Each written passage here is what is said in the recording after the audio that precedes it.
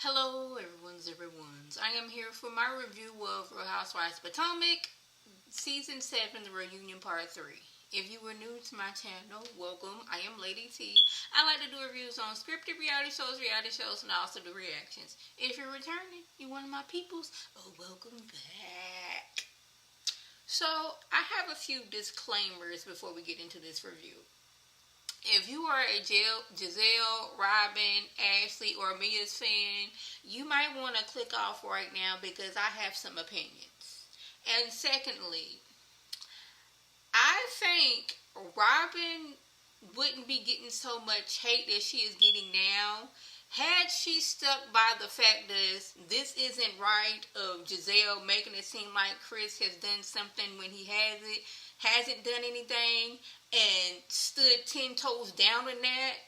Since we now know that Juan was out here getting hotel rooms for people he didn't, met on the Instagram or Facebook or Twitter or wherever he met that young lady at. Had you stuck up for Chris when he was getting lied to all season, people would be like, you know what? Robin, she wasn't for this, trying to destroy this man's reputation. Granted, she didn't talk about hers, but they would have more sympathy for her had she done that. Now, granted, she did go to Chris. She did like Ashley, Chris works at the W. That don't seem like it's nothing. I give her credit for that. She did go to Chris, and Candace was like, I know Chris wouldn't do anything like that. I believe you, Chris. But where it turns is, you continuously sat there as your good girlfriend continuously lied. And then Ashley jumping in and putting her 2 cents in, bringing Deborah Deborah in. And then Mia jumping in and lying. And then you saying, well, Candace is making this bigger than what it is. No, her husband is being lied on by multiple people. And I'm pretty sure you was in that meeting when they decided who we gonna go after next. Let's go after Chris and Candace. But the thing is, they thought it was gonna be like a 1-2 episode thing, and they can just wash their hands of it. But no, they continued on with it, adding more people into it, switching and turning up the lies, and the people was like, yo, you foul for that. Seriously foul for that. But yeah, let's get on into the review. So, the way that Candace and Wendy are responding between this back and forth between Mia and Jacqueline, that would be me. It would. And then they bringing out all the information they had on each other. Apparently, Mia went to go see her ex-boyfriend's mom. I'm like, why are you going to go see the ex-boyfriend's mom? Like, I could see if you married now and you go see your ex-boyfriend's mom, if you and your ex-boyfriend got a child together and you was just bringing that child to see the grandma. I could see that. You just randomly going to see your ex's mama seems a little weird. That's just maybe that. I don't know the relationship, but Mia's always lying, so you never know when she's telling the truth. Now she's letting us know that Gordon cannot perform because he's a prostate cancer survivor. I didn't know that. I guess the girls on the trip, the girls on the cast knew that. But now you throwing out his health, prognosis and what he can and can't do. Even though that you saying what you did to get him, you doing to keep him. Confused about that, but that does kind of fit into him liking to watch you and you like to watch him. Okay, but one thing, I'm not gonna feel sorry for Jacqueline because the way Mia's treating her. Because you sat there and watched how your good friend assaulted Wendy.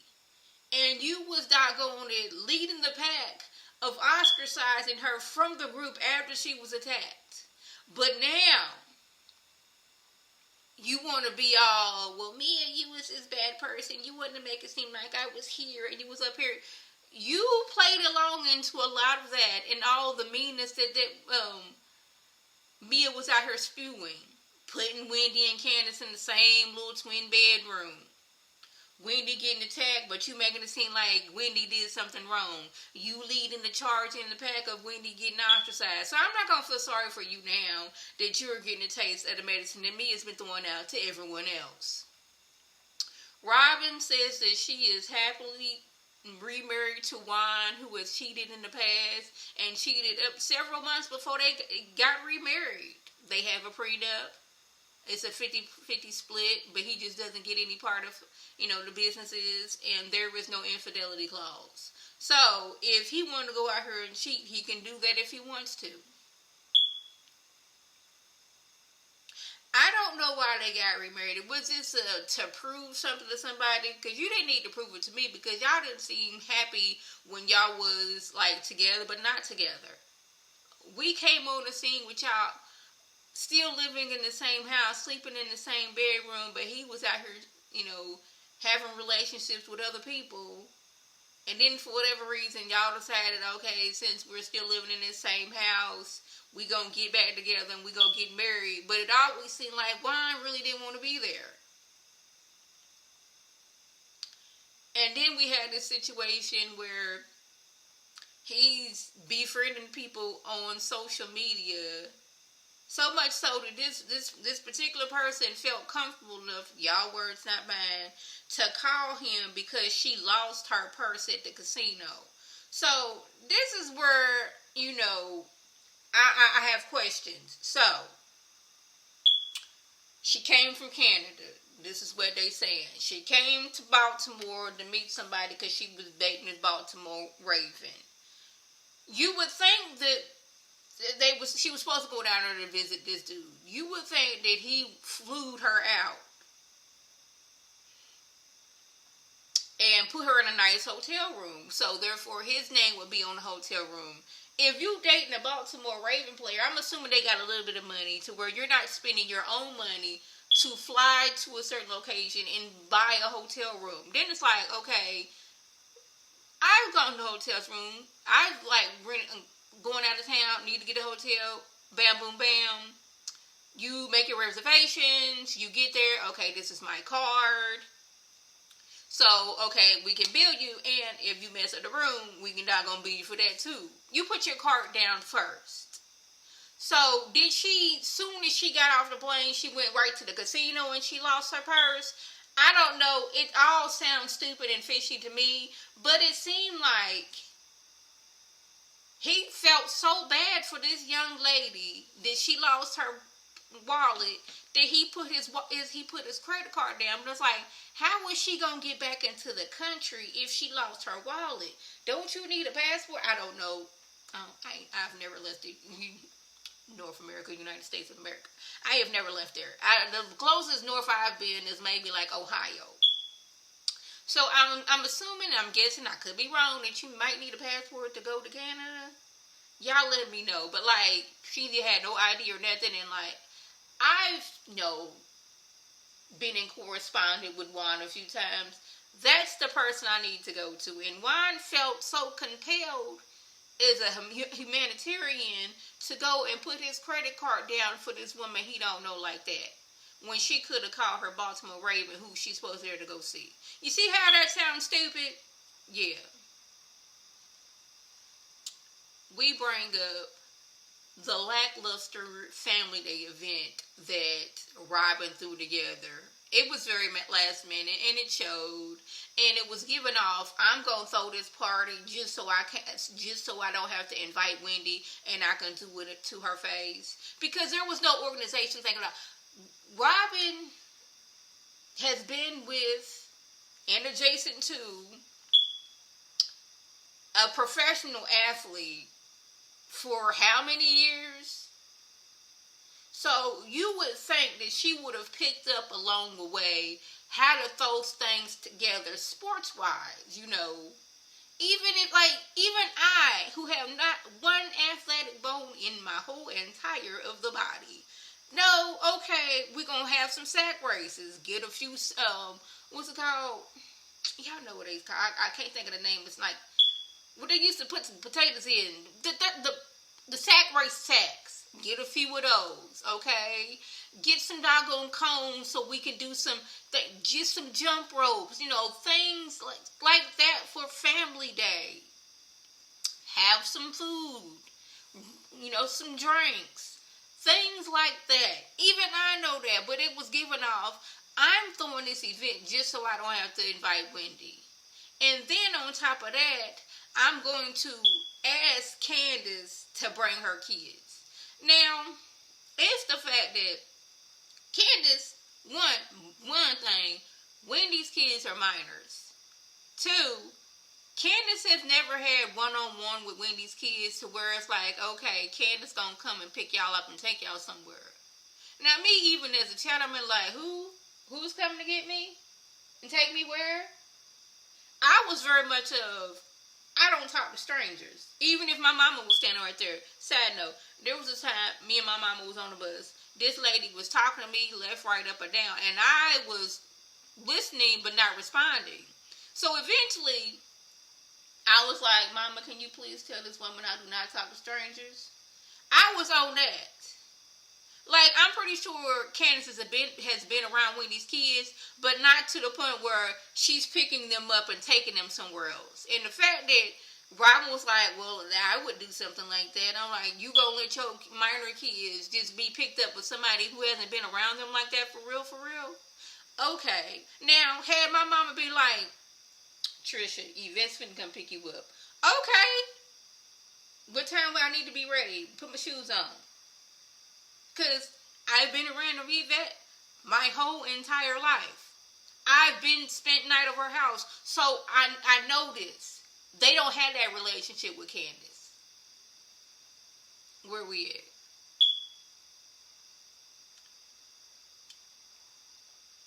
Gordon gets emotional when they talk about Mia and her health scare. Now, maybe they didn't, just didn't show it, but we had maybe 3 good episodes about Mia and her health scare. Like, the first episode, the cancer, no cancer, and then maybe 4, when her mom was like, how are you doing? And she's like, what? Oh, yeah, I gotta see the doctor. Then Gordon bringing it up one time, and them going to the final, I think it was the final episode, when it seemed like she had a rash. But Gordon, he's getting all emotional, like, we've been going to 3 or 4 doctors a week. And I was like, I would like to ask more about that, because as somebody who has been dealing with a health, have health problems almost my whole entire life, I'm not going to sit here and question somebody else about what they got going on with their health. Because if y'all don't know, I have lupus. I've had lupus since I was 10 years old. So the past 27 years, this is what I've been going through.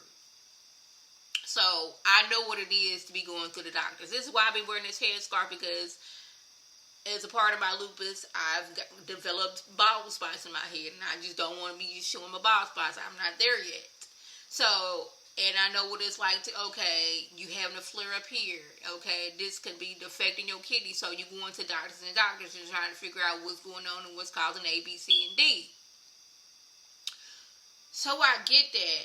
It's just the fact that it seems like, and that could just be one thing, but it seemed like the dermatologist said it was a rash that Mia has been dealing with. Now, it could be more, but it's the fact that Mia be lying so much, you never really know. Now, we're going to get into this what the whole season's about, the lie that was spread throughout this whole season.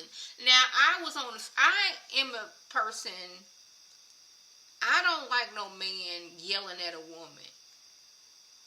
But it's the fact that this man was lied on repeatedly. Brought people who was not even on the show to come in and lie. And Mia cleared it up earlier on. Well, I thought Chris was looking at me because I had lost so much weight. It wasn't that I thought he was looking at me sexually, but then, she want to flip it and reverse it and say it's something else. It's the fact that Gizelle is using triggering words to get her point across, and I think she's doing that on purpose. And Chris said when Gizelle told Karen that he needs to apologize for what he did, that changes the narrative. Because it was, he made me feel this way. Okay, you feel uncomfortable that you was alone in a room with a married man. You've been cheated on. You don't like the optics. My thing is, Chris did not grab you by the arm and drag you up to your dressing room. Chris was talking to Candace, and you inserted yourself in that conversation. He's like, we'll talk about it later. Y'all went and talked about it later, but now was the door was closed, and I felt uncomfortable about this. Okay, it's one thing for you to feel uncomfortable being alone in a room with a married man. But it's when you say what he did, that is implying that he intentionally was doing this to get at you.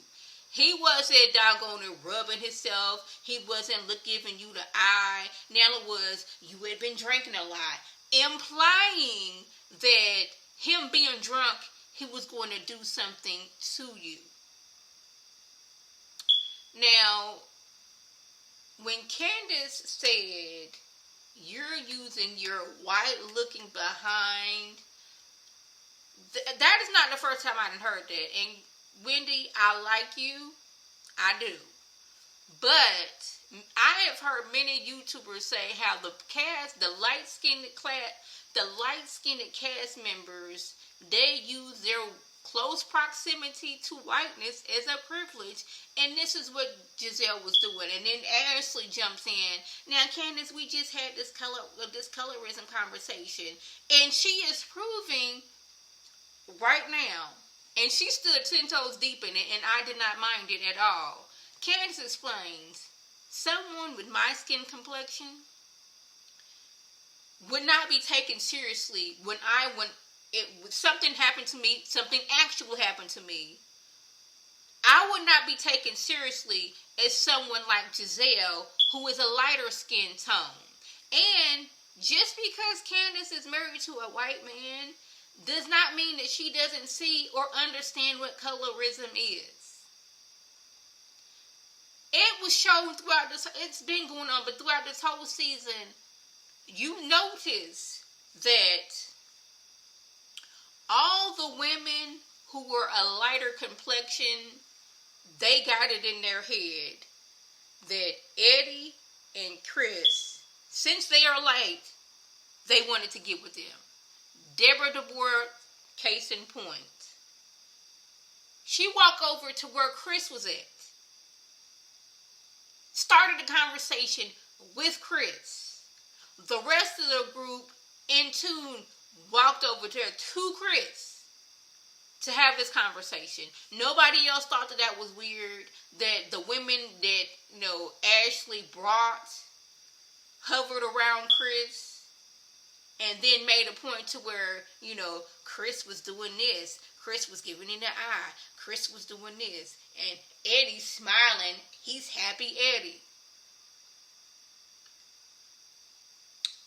Then the majority of them were lighter skinned women. Like, of course they tried to get with me because I'm lighter complected. I've been told my whole life that I am the preference. And I don't know if Wendy was saying this, but as a girl, they're not going to get it and the people are going to drag you. But I completely understood what she was saying. Gizelle lives off of her lighter skin and green eyes. And she thinks that makes her, more beautiful. But she has an ugly spirit. And I'm wondering, how is that affecting her daughters? They going to school, and kids, mamas be watching the show, they probably watching the show, and like, dang, your mama's foul. Why would she sit there and lie on that man like that for? Like, really? That's how your mama get down?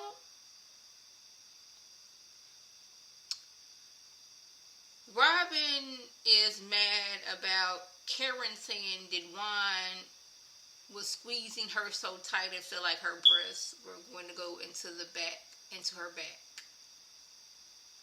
My thing is, you were so upset about this comment that Karen made, but your good girlfriend, Gizelle, Ashley, Mia, and Deborah DeBoer spent the whole entire season lying on Chris.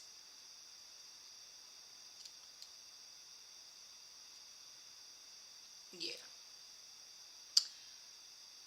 did not care for that last little, 5-10 minutes talking to Robin about Juan being out here getting hotel rooms for women. I don't care at all. You decided to remarry this man, fine. That's your life. This is what you're going to have to live with. It's just the fact that you sat back and watched Chris, his reputation,